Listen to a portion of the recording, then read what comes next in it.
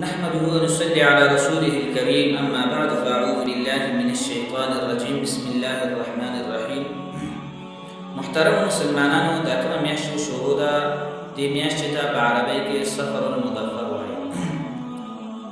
بعض خلک دې میاشت ته د چورې میاشت وایي.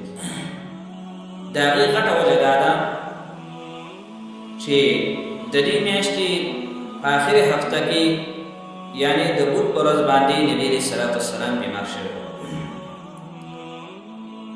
نو یې د یهودو زنانو چې کوم دی داسې چلو کړو چې هغې چوري جوړه کړله.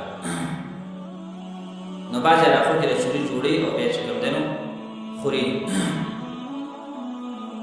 د خوراک څیز چې جوړوي د سوجې په شانتې وي وچه غونې وي چوري دا بیا خوري.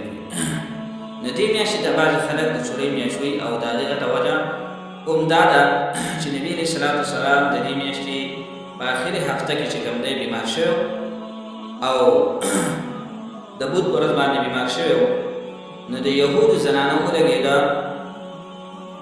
د دې په خوشحالۍ کې چوري جوړه کړله چې نبي علیه الصلوۃ والسلام د دنیا نه رخصتېږي العیاذ بالله د ده نه به خلاص شو مونږه دی به ختم شي دی به د دنیا نه لاړ شي د ده نه به دمه شو.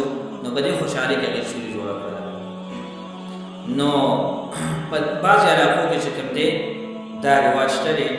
نو بعضې خلک چې کوم دی مسلمانان اوس دغه رواج کوي بعضې علاقو کې چوري جوړه کړي دې ته د چورۍ میاشت وایي. نو د دې وجې نه دغه رسم او دغه رواج دا د یهودو رواج دی. د دې نه چې کوم دی ځان ساتل پکار دی.